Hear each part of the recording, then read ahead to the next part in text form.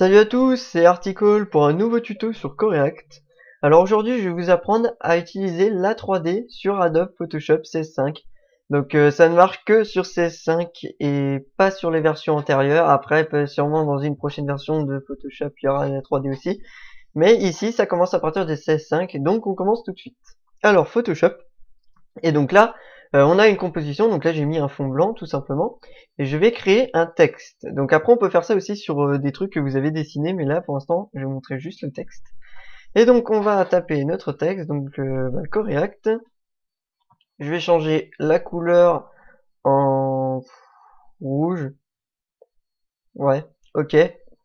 Donc on a notre texte et on veut le transformer en 3D. Donc pour ça, on sélectionne notre calque de texte, et là on va dans 3D, repousser, calque de texte. Il nous demande si on veut pixeliser le calque, on fait oui. Et donc là, tout de suite, on va arriver sur une interface où on va pouvoir, où ça génère la 3D. Donc là, on a notre texte. Vous voyez que là, j'ai déjà cet outil de sélectionner de rotation qui me permet de faire une rotation du texte. Et déjà, on peut voir qu'il est en 3D. Ensuite, on peut aussi faire une autre rotation sur les côtés, par exemple, comme ça. Donc sur l'axe Y. On peut revenir à une position initiale en cliquant sur la maison ici, vous voyez. On peut bouger le texte de gauche à droite, on peut et le faire monter évidemment, on peut le faire rapprocher ici, et on peut augmenter la taille du texte, tout simplement, comme ça. Donc vous voyez, vous avez plein d'options, après c'est à vous d'adapter en fonction de vos besoins. Donc moi je reviens par défaut. Et donc ici vous avez des formes de repousser prédéfinies. Donc par exemple je vais cliquer sur une, celle-là, et là vous voyez déjà qu'on a, hop, bah tiens, je vais l'agrandir, l'histoire qu'on voit un peu mieux. Alors je vais plutôt le rapprocher. Voilà, et vous pouvez voir que ici on a notre effet qui s'est appliqué sur notre texte.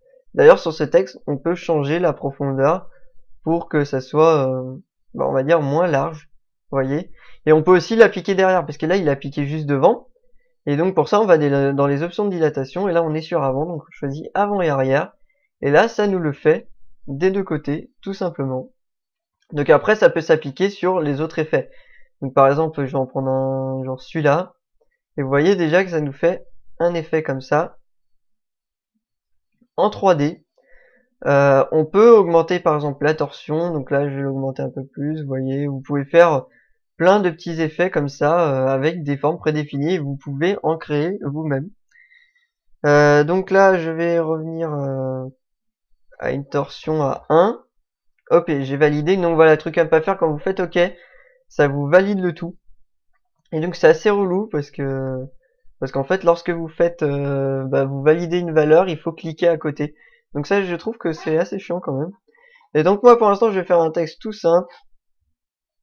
Je vais mettre une profondeur de 0,3, voilà. Je reviens en normal. Ah oui, vous pouvez changer aussi la texture. Par exemple, là, vous voyez sur les côtés, là c'est rouge. Je pourrais changer et choisir une matière, donc par exemple celle-là. Et vous voyez qu'ici on a une matière qui s'est appliquée, voilà, tout simplement. Donc après, ça pourra être modifiable plus tard. D'ailleurs, je vais le laisser comme ça. Et donc, on pourra modifier la couleur après. Là, ici, vous voyez qu'il y a une grille et tout, que vous n'avez pas forcément, parce qu'en fait, il faut aller ici et choisir tout afficher. Normalement, par défaut, vous êtes comme ça. Et vous pouvez tout afficher, enfin, vous pouvez afficher ce que vous voulez, mais moi, j'affiche tout, généralement. Et donc, on a notre texte 3D. Après, ce qu'on peut modifier, c'est les éclairages. Donc, moi, j'y touche pas. Par contre, pour la qualité du filet, il est en brouillon, je le mets en supérieur pour avoir une qualité maximum. Voilà, donc je fais OK. Donc là, on a notre texte qui est mis. Et donc là, ça nous a créé un calque 3D. Donc maintenant, on va double-cliquer sur l'image là, du calque. Et donc ça va nous ouvrir une autre fenêtre dont le bouton raccourci est ici, le bouton 3D. Et donc dessus, on a certaines choses. Donc par défaut, vous avez, je crois par défaut, hein, que vous avez scène de sélectionner. Sinon, vous le sélectionnez. Et ici, vous avez différentes options de rendu. Mais on va les voir plutôt après. Je vais d'abord vous montrer autre chose. On va aller sur le nom de votre texte. Et là, donc, ça vous affiche certaines options, dont la matière de dilatation, la matière du biseau, l'extrusion, et en fait, c'est les matières qu'on a appliquées. On peut modifier tout ça. Donc, par exemple, ici, je vais faire une rotation de ma caméra. Donc là, vous avez des nouveaux outils. Donc là, par exemple, là, je peux faire une rotation de ma caméra, vous voyez, directement. On peut aussi déplacer l'objet. Donc là, vous voyez, grâce au clic gauche, je peux faire une rotation. Grâce au clic droit, je peux le faire bouger comme ceci. Et grâce au Alt clic gauche, je peux faire une autre rotation comme ceci. Donc moi, je reviens par défaut avec CTRL Z. Voilà. D'ailleurs, petit truc. Par exemple, vous avez votre texte, vous l'avez bougé, vous voulez le remettre sur la grille. Donc vous avez bougé la caméra et vous avez essayé de le remettre dessus. Il y a un moyen très simple de le mettre dessus, c'est tout simplement de faire 3D, magnétisme de l'objet sur le plan au sol. Et donc là, vous avez votre texte qui est collé directement sur la grille. Donc là, ouais, donc j'étais sur la matière de l'extrusion, vous voyez ce que j'ai mis tout à l'heure. Et donc là, je vais changer la couleur. Donc par exemple, je vais mettre du bleu. C'est un peu moche, c'est pas grave. Voilà. Et vous voyez que en fait, ici, on a notre texte avec les bords, enfin la profondeur qui est bleue. Donc après, vous pouvez modifier un peu tout ce que vous voulez. Vous avez aussi l'éclairage. Donc là, on a des boules en fait qu'on ne voit pas forcément ici, qui permettent de faire l'éclairage. Donc moi, je vais garder que le premier, qui est là. Et donc là, vous voyez que là, vous avez une icône de rotation avec une lampe à côté. Donc on clique dessus. Et donc là, par exemple, je vais mettre clic droit et je vais enfin, ou clic gauche, ça dépend. Ouais, les deux, en fait, ça fait pareil. Et vous pouvez tourner pour ajuster l'éclairage. Sauf que vous pouvez aussi changer le type de lumière. Donc là, on a un infini. Et je vais passer en directionnel. Et là, vous voyez déjà que ça fait autre chose. Et là, je peux faire une rotation. Et grâce au clic droit, comme je le disais, je peux le bouger comme ceci. Donc après, c'est à vous de bouger votre caméra comme vous voulez pour obtenir un peu un effet, l'effet que vous désirez. Donc là, par exemple, on a des options pour l'éclairage. Donc là, on a le faisceau lumineux. Vous voyez que quand je vais sur les chiffres, vous voyez que ça nous surligne en fait ce qu'on va modifier ici. On a un petit schéma qui nous indique, vous voyez. Et donc, par exemple, ici, je vais le mettre à 90 degrés pour que ça soit plus large. Voilà. Tout simplement, je vais le remonter. Ah, attendez, parce que là, je me suis planté. Alors voilà, le problème avec Photoshop, c'est que c'est pas super simple de pouvoir adapter comme on veut. Voilà. Et donc là, on a modifié notre éclairage, dont on peut changer aussi la couleur. C'est un peu comme vous voulez, mais là, je vais laisser en blanc. Donc là, j'enlève les éclairages les autres, parce que moi, j'ai juste besoin d'un pour ce tuto. Et donc, ce qu'on peut faire, c'est ensuite aller donc sur Coreact, et là, on peut activer les ombres captées et les ombres portées, tout simplement. Si jamais vous voulez remodifier votre profondeur et tout, vous choisissez votre texte correct, enfin votre texte ici, et donc vous cliquez sur l'icône R, qui va vous rouvrir la fenêtre sur laquelle on était tout à l'heure, et vous pourrez rééditer ce que vous aviez avant. Sauf que là, j'ai pas besoin d'éditer, donc après ça peut ramer un peu. Sur Photoshop, j'ai remarqué que ça rame beaucoup au niveau de la 3D. D'ailleurs, les rendus sont assez longs. D'ailleurs, pour faire un rendu, on va sur scène. Et donc là, on a la qualité. Donc on peut choisir, ici on a un interactif. Si on choisit ébauche de lancer de rayon, on va avoir un rendu, une ébauche quoi. Et sinon, on va avoir le lancer de rayon finalisé, sachant qu'un rendu peut prendre extrêmement longtemps sur Photoshop. Donc là, je vais vous faire un petit aperçu vite fait. Je clique, je l'annule après. Et là, vous voyez que ça nous fait déjà le rendu. Après, ça nous fait des carrés un peu comme sur Cinema 4D ou 3ds Max. Donc après, ça peut prendre vraiment longtemps. On peut aussi générer les ombres et tout. Donc ça, c'est des choses à voir. Là, je vais cliquer pour annuler le rendu parce que sinon, on en a pour un bon moment.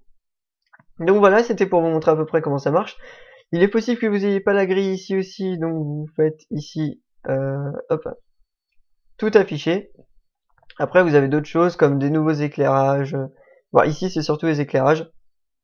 Vous pouvez aussi changer la texture, par exemple, sur Cinema 4D ou 3ds Max, vous pouvez appliquer une texture sur votre texte. Par exemple, une image.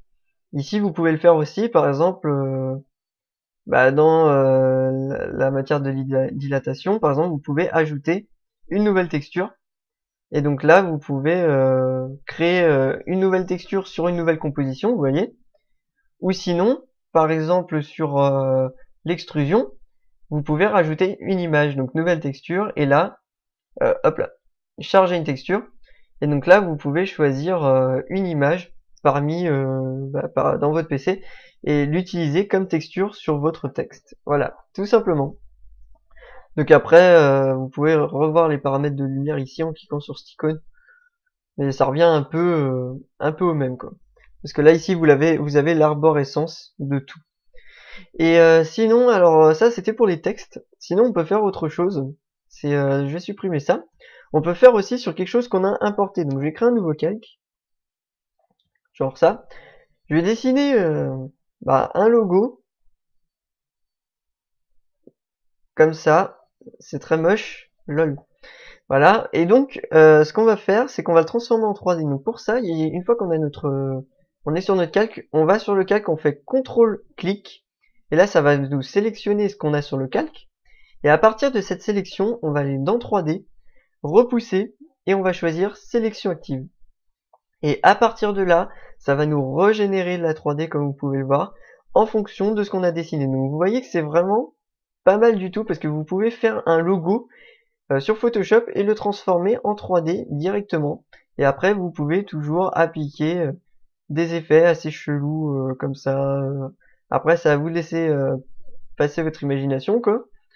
Donc vous voyez que ça marche avec des tracés, mais qu'on peut aussi, par exemple, je vais supprimer, et on peut aussi le faire par exemple sur un cercle ou un rectangle.